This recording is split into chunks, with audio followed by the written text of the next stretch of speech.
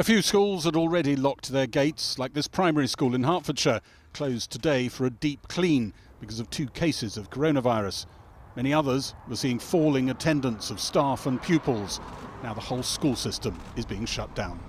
The Prime Minister, in his now daily crisis press conference, said the course of the virus meant this had to happen now. Looking at the curve of the disease and looking at where we are now, we think now that we must apply downward pressure, further downward pressure on that upward curve by closing the schools. So I can announce today, and Gavin Williamson is making a statement now in the House of Commons, that after schools shut their gates from Friday afternoon, they will remain closed for most pupils, for the vast majority of pupils, until further notice. The reason for this is because of the effect it can have just to knock down further the transmission, put some delay into the system, put some brakes into the system of the transmission of this disease, to bring it down, to protect those people who might get the much more serious version and end up in intensive care or on a ventilator. Some schools will be kept open to look after the children of those providing vital services during the crisis, like NHS and care workers, police officers, supermarket delivery drivers and others. We therefore need schools to make provision for the children of these key workers who would otherwise be forced to stay home. And they will also need to look after the most vulnerable children. He promised digital food tokens for those on free school meals. Schools could remain closed for months, way beyond the exams that start this May. But when it comes to kids and their exam qualifications, we will make sure that they are not impeded, their progress is not impeded as a result of the decisions we're having to take now about their schools. So they will get, we will make sure that in time they get the qualifications they need. I don't want to go in detail about when and how those qualifications will be administered, but it will be done fairly and in order to protect their interests. Exactly what happens is work in progress, as the government has no idea when schools could reopen. Just another reason it's been so reluctant to press the button. Across the world, more than 850 million children had already been sent home from school as part of the international response to COVID-19. In Europe, Britain was almost the last country not to have taken that measure, until this afternoon. It's important to stress, and this is really critical, it's not because schools are dangerous places for children. They're not.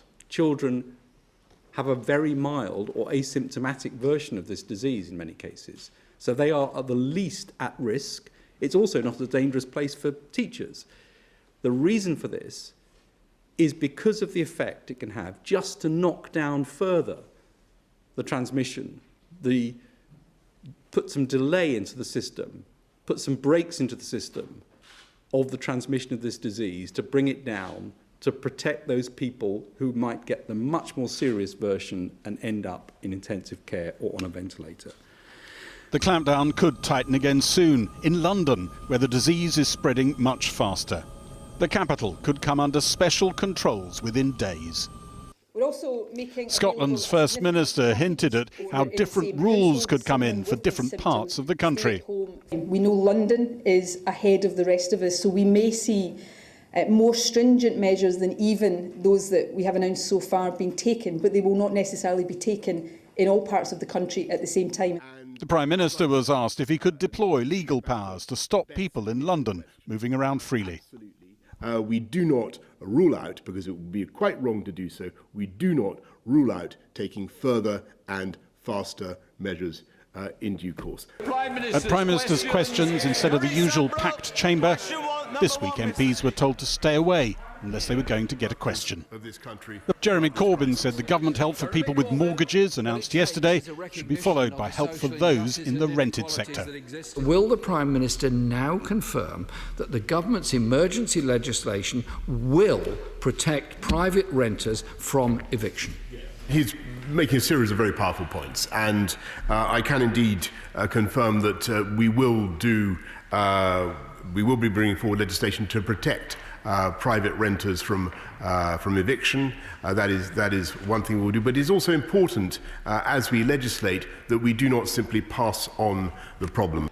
The government promised an emergency law banning new evictions from social housing or private sector rentals for the duration of the crisis.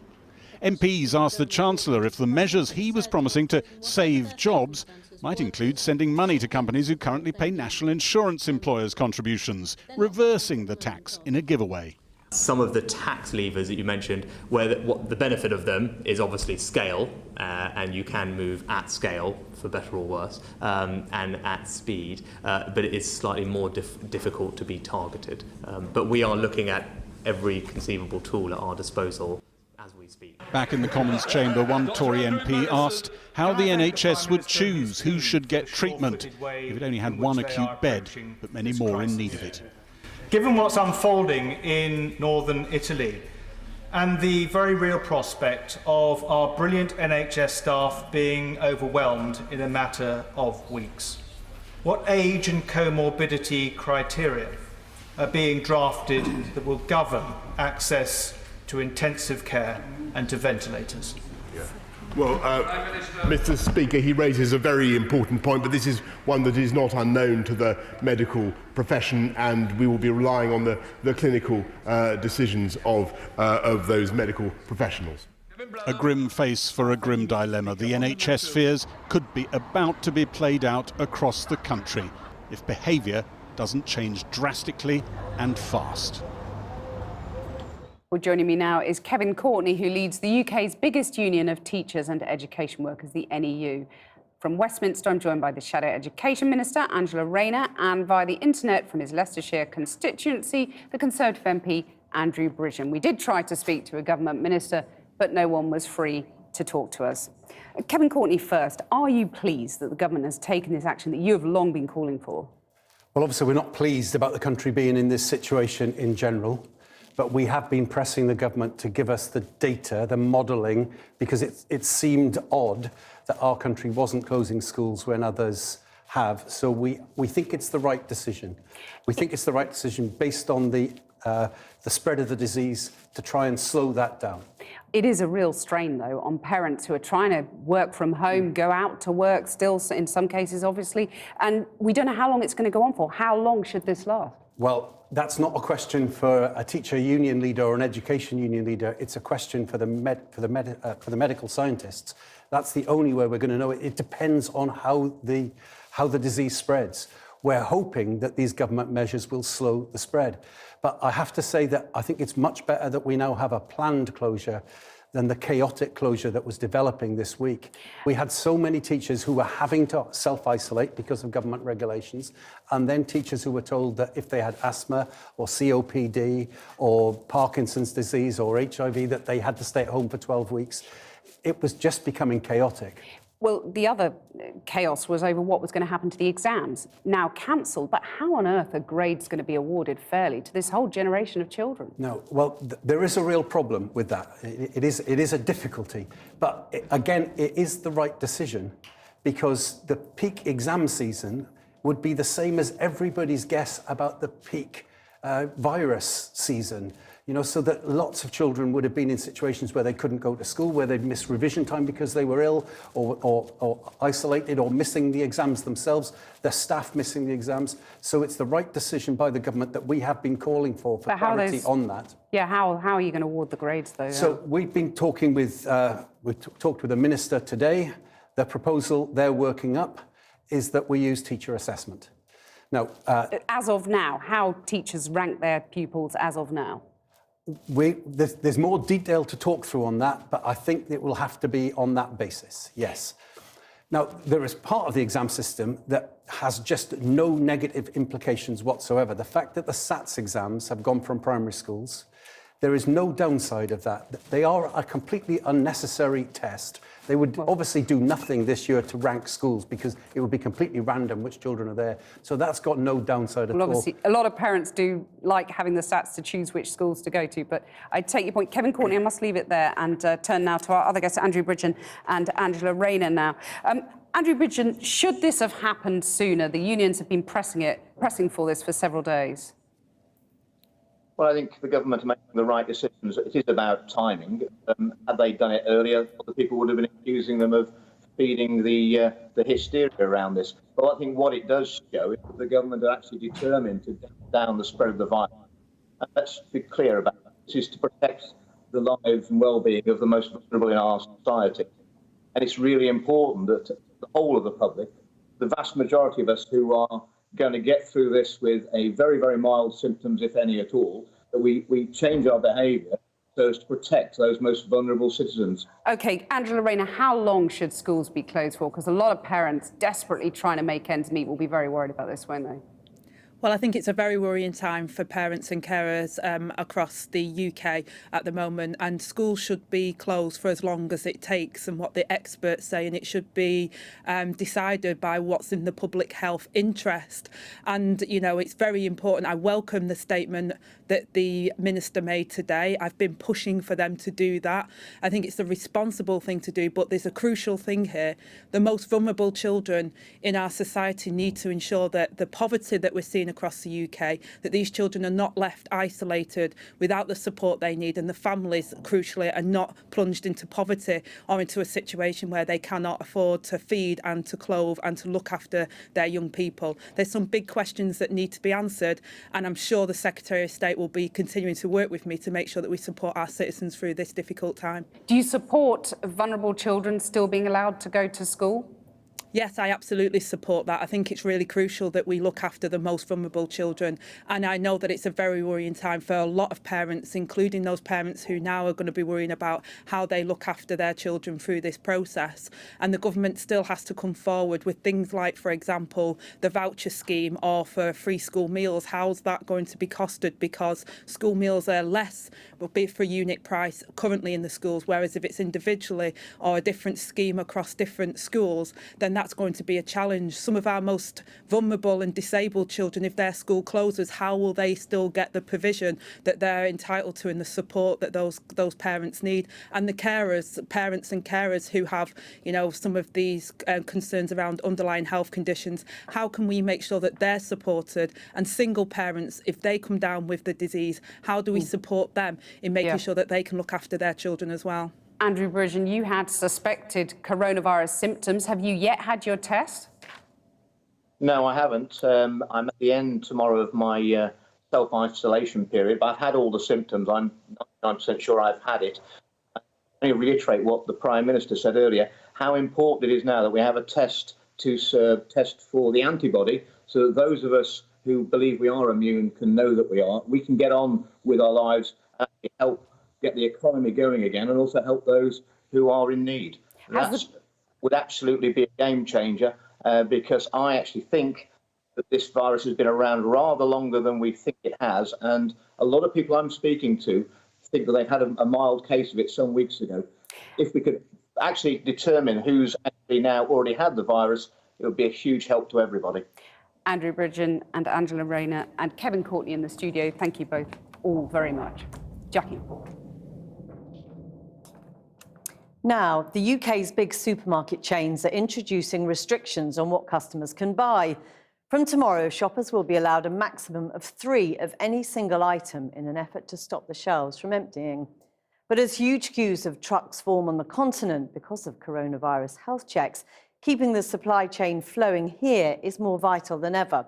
Our business and global trade correspondent Paul McNamara reports. Queuing out the door and along the streets outside some stores for shelves that are already bare, stripped by panicked buyers. Pharmacists and supermarkets say there is no need, there is enough supply, but many shoppers aren't listening. And as of tomorrow, Sainsbury's, Asda and Tesco will stop customers buying more than 3 of any single item. This is rationing not by government, but rationing by companies whose business it is in normal times to sell as much as they can. And it's rationing that many shoppers welcome. I think it's very fair because, you know, sometimes you see trolley loads of stuff. It's ridiculous. I mean, they should have done it from the beginning, not now. If you think about it, I mean, people going out buying stuff, it's leaving vulnerable people without nothing. I think it's a bloody nightmare. Yeah, honestly, it's... For me, I don't have the money to be going out and buying massive bulk loads of stuff. And, you know, I've got a 7-month-old baby and I had to try 4 supermarkets to get baby milk. Are there any checks being made on drivers? At the board meeting for this haulage firm, there is only one topic of conversation. Things are different on different borders, and they're certainly starting to increase. We're seeing delays now at the ports coming in and out of between the continent and the UK. Europa handle 100 lorry crossings a day to and from Europe. It's a key player in the nation's supply chain, transporting manufacturing goods, consumer products and food that ends up in our supermarkets.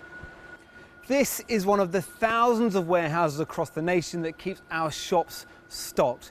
Here, though, there's no apparent shortage of cooking ingredients, of cleaning products. Some are up there, there is dried pasta and lots of it. The problem, the bosses here say, isn't supply in the system, it's demand at the checkouts. People are panic buying, that is clearing the shelves, and that's creating a shortage. Obviously it takes time to replenish those goods and get them back into the shops, but that issue is purely coming from panic buying. It's not coming from any issues in the supply chain. But there will be lots of people sitting at home saying, oh come on, of course you're going to say that, this is your business.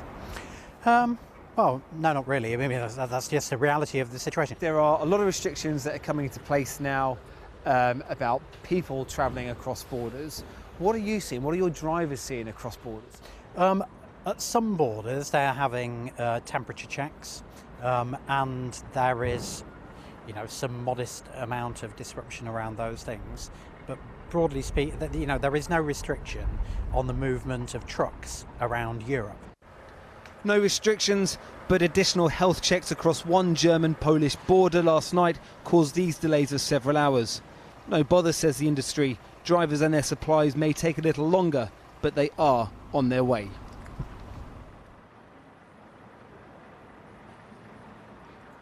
So some problems with traffic on the continent, but here, the constant flow of goods into the country is still flowing. Right here, goods are being unloaded right now. They will be all through the night.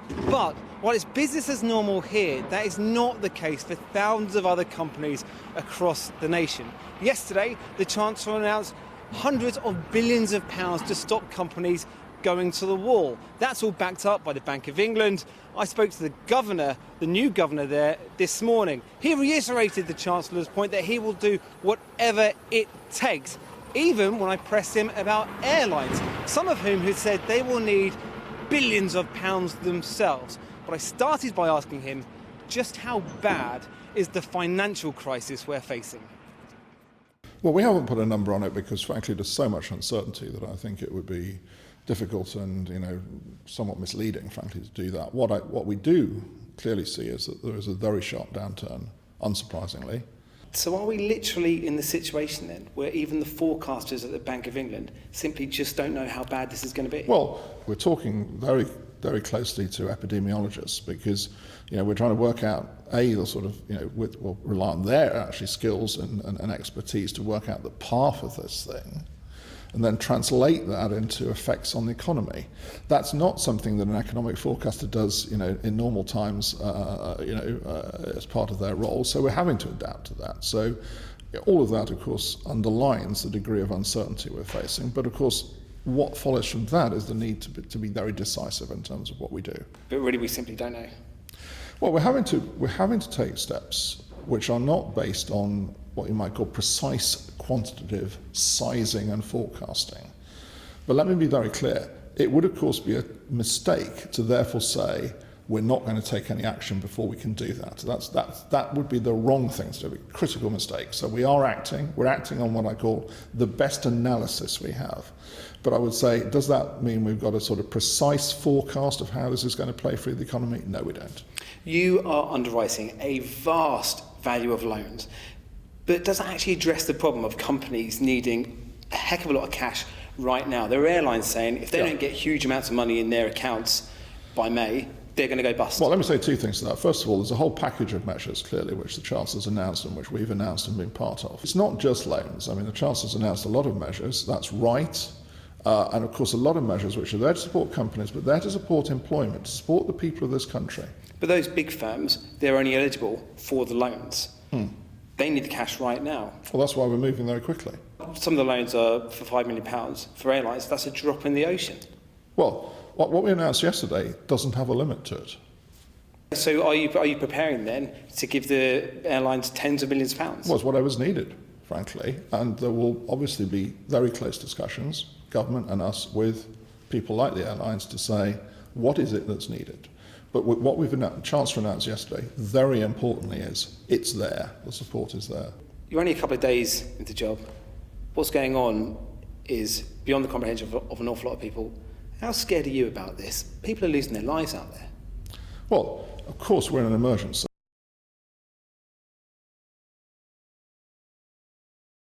I'm sad for that. And what we are doing, what we will do at the Bank of England, I can assure people they will have our full focus, full effort on providing all the tools that we can do to support their needs. But are you worried? Well, we're facing great uncertainty. So, of course, we have to meet that challenge. We have to meet that. We have to think what are the best steps we can do to meet the needs of the people of this country. Because it's understandable that they're worried. The new Governor of the Bank of England there. Let's go back to our political editor, Gary Gibbon, who earlier spoke to the Chief Secretary to the Treasury, Steve Barclay, about the money the government has promised to support the economy against the impact of the coronavirus. Gary. That's right, I did, because although the attention has inevitably switched to schools today around here in Westminster, the economy is reeling out there and people are hurting very badly, and there are giant questions being asked about whether the government is really addressing the right problem here, maybe reaching into the wrong drawer in some of the measures they've been bringing out. They've been bringing out more measures today. They're promising stuff on on saving employment, saving jobs. We don't know the exact detail of that yet. They don't know the detail. They're writing stuff at speed, and it is massive stuff. And I started when I sat down and talked to Steve Barclay, the Chief Secretary to the Treasury, by asking him whether, for instance, the $330 billion in loans for business that's been announced was itself maybe the wrong solution for the extraordinary problems we face. Well, the package yesterday was very well received by leading business groups. And it reflects a key ask of government, which is how do we provide a bridge for viable businesses, businesses that were successful before the coronavirus and businesses that will be successful after we've dealt with the coronavirus, and how do we get them through this difficult period. And a key challenge for them is liquidity, the cash flow challenge through the next coming months. So that's why we announced at the budget loans of up to 1.2 million. We've gone further yesterday by increasing those loans to 5 million, and it answers a direct ask that was made of us by the business community. There's an awful lot of companies out there that aren't suffering liquidity issues. It's solvency. They actually think they're going under. They're not going to fill in a loan application form. Well, this is why it's part of a wider coordinated action, working with the Bank of England, who have also in parallel taken a number of steps to support business. And some people would say these are the sort of measures you'd do if you were approaching a short-term crisis, if you were trying to help people over a 3-month issue. But this is longer, isn't it? Well, this is part of a continuum of measures. So we announced the £12 billion package within the budget, part of a wider £30 billion of fiscal stimulus to the economy. We went further, as you say, yesterday with the £330 billion of loans. But there's no imposition on the businesses to hold on to their employees, is there? The key is how do we support businesses as the best way of safeguarding jobs. But they could take the money and lay people off, that's the worry. Well, that is not what businesses want to do. Businesses want to be viable as we come through this. We are going to get through this challenge, and the businesses will value their staff, want to be able to then grow as businesses as we come through the challenge of coronavirus. And that's why we've got a package of measures. It could be a year, 18 months. Well, it could be longer. Well, it's part of a package of measures, and as I say, this is a coordinated approach. It's not just what the government itself is doing, it's the measures we're also taking with the Bank of England. Tell me a bit about the talks you're having with trade unions and employers about employment protection. I mean, could you consider there perhaps, like the Danish government has done, a great big subsidy that basically pays 75% of salaries up to a certain cap, or could it be that you stop charging national insurance to employers? Well, we're working with the trade unions, we're working with businesses. Do you rule any of those out? Well, we're looking at a range of measures, and we're having discussions with the trade unions and businesses to look at what is the best targeted way to support. The best way to support people is by ensuring they can keep their job, and that is through supporting businesses in order to do so. As you know, statutory sick pay isn't even a fifth of average weekly earnings, and an awful lot of employers pay just statutory sick pay. Is there anything you can do about that? Firstly, a large number of employers actually go beyond statutory sick pay. So it is the case that in many instances people will get more than that. But part of it is also making it quicker to access. That's about a third of employers, isn't it? It's about 30%, yeah. So that pay more. So for there. But part of it is also about making it quicker to access, which is why we've done that.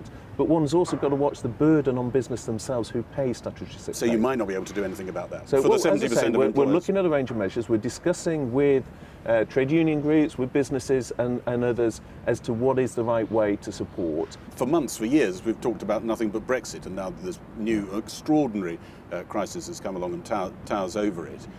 Surely you're not going to stick to the deadline, which happens to be the end of this year. You're going to extend the transition.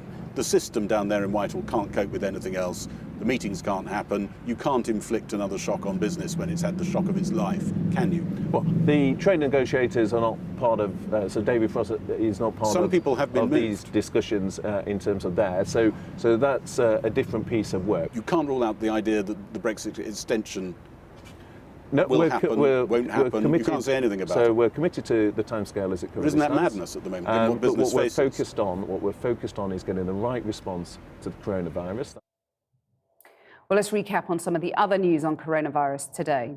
A prisoner in Manchester has tested positive for COVID-19, the first in the UK to do so, and he's currently in hospital. 13 other prisoners and members of staff were put into isolation as a precaution. Emergency legislation is being introduced to suspend new evictions from social or private rented accommodation. The rules will mean landlords will not be able to start proceedings to evict tenants for at least 3 months, so no one can be forced out of their home. And on top of the changes, landlords will be given extra protection too, with the 3-month mortgage payment holiday announced yesterday extended to buy-to-let mortgages. At the end of the coronavirus period, the government say they expect landlords and tenants to work together to establish an affordable repayment plan. Jackie. Well, joining me now are the Deputy General Secretary of the Trades Union Congress, Paul Novak, and Edwin Morgan, who's Director of Policy at the Institute of Directors. Thanks very much for joining us. Edwin Morgan first. We heard the Chief Secretary to the Treasury there say this is a bridge for viable businesses, but we know that many, many businesses feel they're in danger right now. Is it enough? Is it the right help? You're absolutely right. A lot of businesses do really feel on the edge at the moment. That's what we're hearing from our members. So the measures were substantially increased by the Chancellor, but there's a lot more that is going to need to be done. Particularly, Gary mentioned employers' national insurance, other kind of tax holidays or support for employment is going to be needed as the measures also ramp up and businesses are more and more affected. So this reverse national insurance, where effectively employers are paid to employ people, you'd like to see that? It just reduces the cost, the upfront cost of employing people, and makes it easier to keep them on, which is what businesses want to do. Paul Novak, we heard the Chief Secretary to the Treasury say that supporting workers to stay in their jobs is best done by supporting business. Has enough been done for workers, do you think? Well, I think what we've seen is a package of support from the Chancellor that has provided that support for businesses, and rightly so. But what we really need now is a targeted package of support that's going to protect people's jobs and livelihoods. We need to do everything we can, government, employers, unions working together to avoid redundancies and layoffs. And I think we need to send a message. It doesn't matter whether you're working in an airport or a pub. The government isn't going to stand by and see you lose your job because of this public health crisis. So absolutely vital that we work together to get the right package of support that will prioritise people's jobs and livelihoods. Edwin Morgan, the problem is the measures work as this bridge, this idea of a bridge in the short term, but there's no guarantee this will be short term. Oh, absolutely. I mean, I think everyone's expecting it to be considerably longer term than that. The loans are a useful component, absolutely make it easier for firms to get that finance, but it's only if you feel that you can take on a loan. And obviously lots of companies feeling that they're slightly on the edge anyway. It's actually quite a risk for them. And I mean, not just in terms of will the business go under, but also as if you're the director of a company, you're taking on quite a lot of personal liability if you are continuing to trade while you're insolvent or if you're taking on a loan and you might still go bust. But also, there's no guarantee that they'll pass on that loan to keep workers in work? I mean, I think the message we're getting from our members is very much that they are prioritising their staff and they will do everything they can to keep them on. I don't think that's so much the issue. I think it's more that the loan is itself a risk. Cash grants, which are in place now for retail, leisure and hospitality, are going to have to be extended to more sections of the economy just to keep some firms afloat. Paul Novak, of course, one of the big issues is about statutory sick pay, £94 a week currently. Can your workers survive on that? I don't think any worker can survive on that. We polled 2,000 of our members and they were very clear. Over half of them said they just won't be able to meet the basic bills, their rent, their mortgage, their other household costs, never mind anything else. So the level of statutory sick pay has to rise. There are far too many people who aren't eligible to statutory sick pay because they earn below the threshold or they're employed in a different way. So we need sick pay for everybody at work, and we need to build on the good examples where unions and employers have worked together to make sure people get a fair deal so that they can look after their public health, look after their families, but also not lose out financially. We've done lots of agreements with employers to make sure that people who have to self-isolate or who are ill don't lose out financially. But ultimately, the government will also need to step up to the plate as well and make sure that we do have sick pay for all so that nobody's having to make that choice between looking after their health and the health of those around them or going to work because they can't afford not to. Presumably you and other employers would agree with that. Yeah, absolutely. I think this is self-employed unprecedented circumstance that absolutely everyone has to pull together. I mean, just to add to Paul's point, self-employment, the self-employed is a whole other area which is not governed, of course, by the arrangements for employers, and allowing something that means that they can get probably an elevated level based on their average earnings over a certain period, as has been done in other countries, would be sensible in the circumstances. Because you accept that £94 a week is just not enough for people to live on. Exactly, and if this is protracted, and goes on quite a long time, and it's just the economy needs a lot of support at the moment and for the foreseeable. Paul Novak, today the moves on protecting renters from being evicted. Presumably you welcome that. Absolutely, and I think it's going to be part of a wider package of measures that's needed to give people that financial security. But every day brings a new challenge. So we've heard the news today that schools are going to close.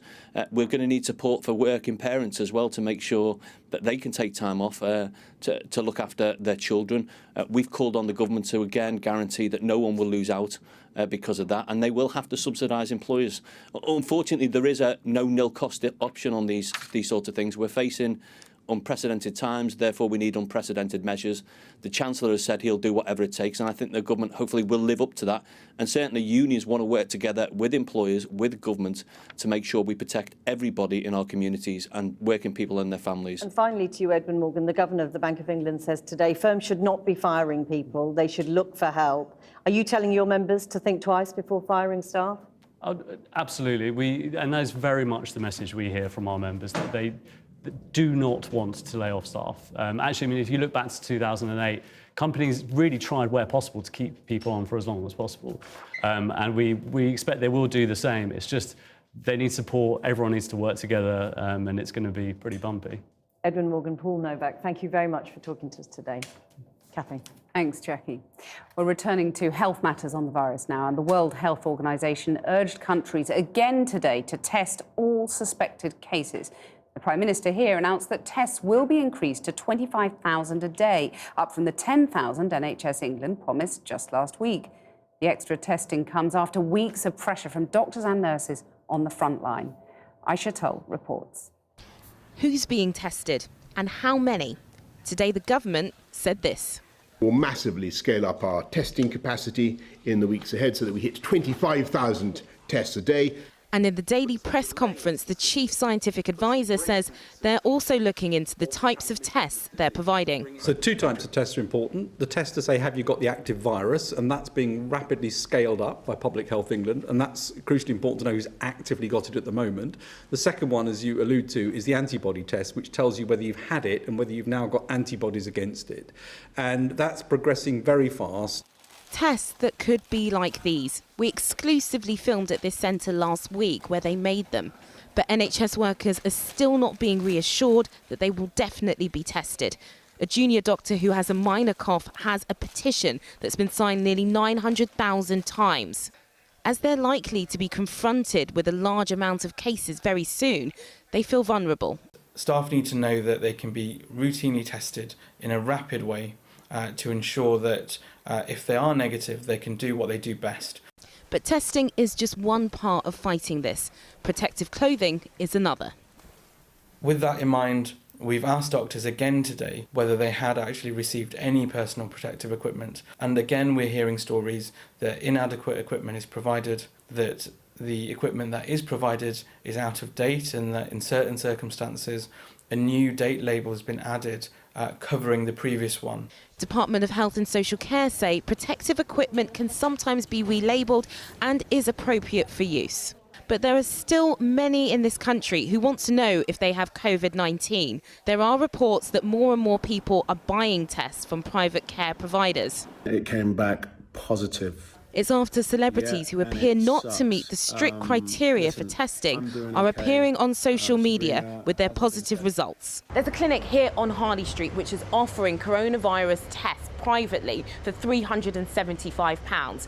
Now, we spoke to the doctor who's offering these tests, and he told us he was too busy to come outside and speak on camera, but that he's been inundated with inquiries. But there's been criticism. If there are private tests available, why aren't these going to all frontline workers who are battling coronavirus? This is something I've been really frustrated about, because I'm talking to health workers who are in COVID wards and they're saying, I can't get testing. But then we're hearing on the news of celebrities being tested quite quickly. And I've been trying to understand, why is this? It's not fair. And other countries are showing that actually for a certain amount of time, it's appropriate to take over private facilities and private resources to work towards the larger public good, especially health workers. And so I think that's the steps we should be taking right now. There's still some missing detail from the government about who will get these new tests and when. But for the frontline workers, they're clear. They want to know if they can get back to helping patients without the risk of infecting them.